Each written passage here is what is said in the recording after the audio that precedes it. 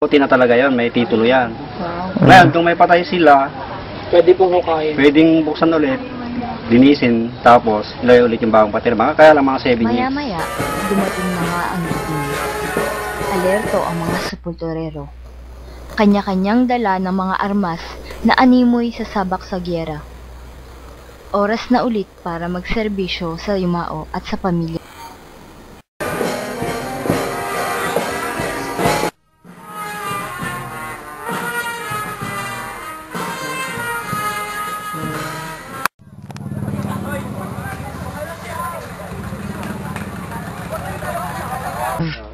Ibinaon na sa lupa ang yumao.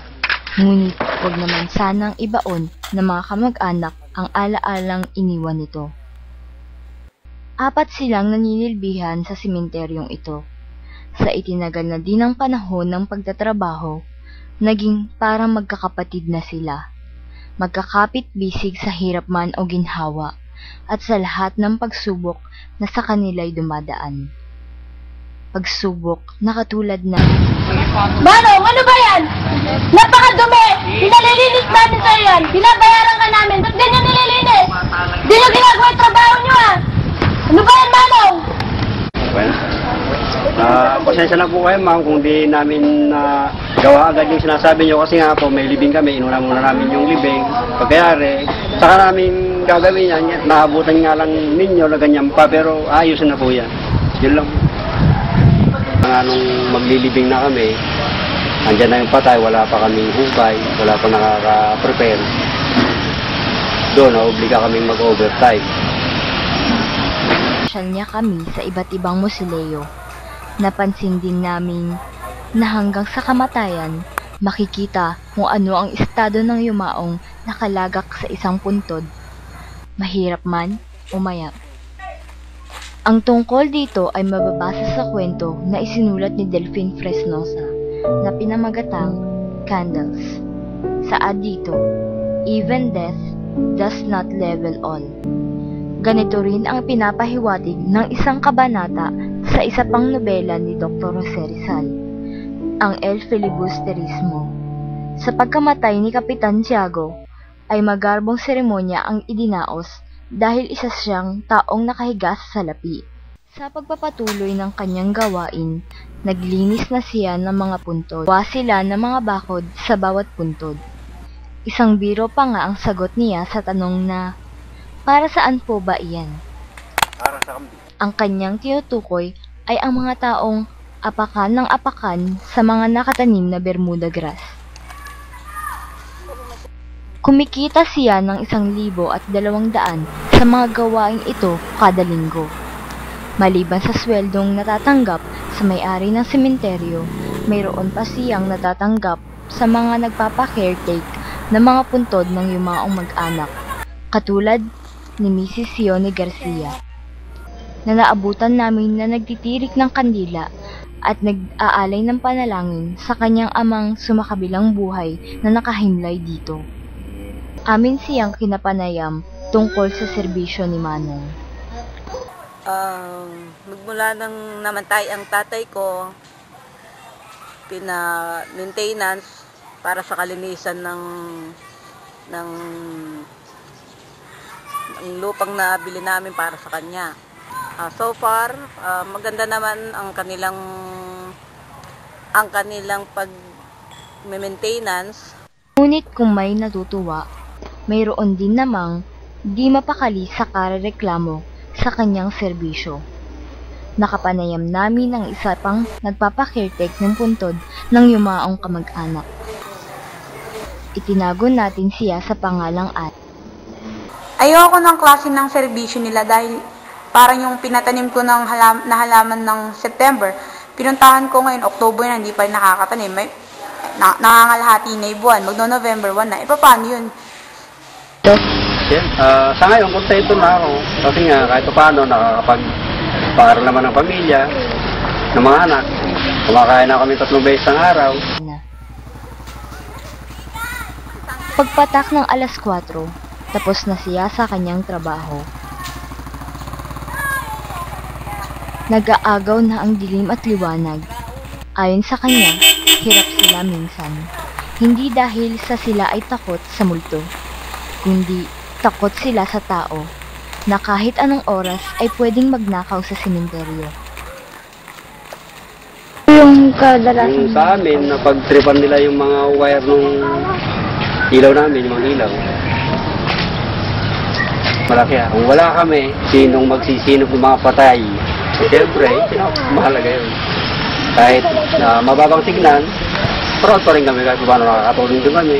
Kahit paano. Maganda talaga makapagtapos ng pag-aaral. Kasi nga, talagang yun ang pinakamagandang pagkakakitaan kahit paano. Ayon kay Mang Frankie, huwag nating husgahan ang pamumuhay ng mga nasa sementeryo na tulad nila. Kayang-kaya din nila makipagsabayan sa mga taong naninirahan sa mundo ng buhay na liwanag. Dito sa sementeryo niya nasilayan ang bagong pag-asa, ang liwanag na daang tungo sa ikagiginhawa ng kanyang pamilya. Ang kaunlaran na pinakaasam-asam sa simulat sa pool na musmos pa lamang siya, na sa kabutihang palad ay unti-unti na niyang natatamasa. Malapit na maabot ng kanyang panganay ang minsay pinangarap niya, ang makapagtapos ng pag-aaral. Ang lahat ng ito ay dahil sa pagsusupultorero niya dito sa lugar na para sa isa ay nababalutan ng kadiliman.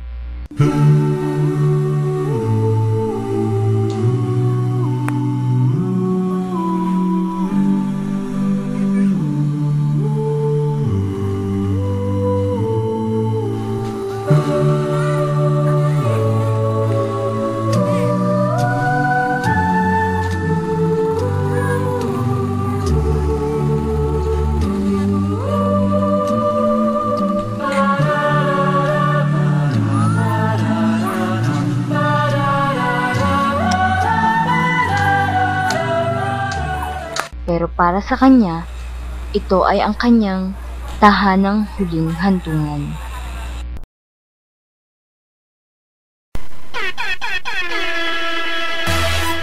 I go by the name of CL at 21. It's been a long time coming, but we here now. And we about to set the roof on fire, baby. You better get yours, cause I'm getting mine.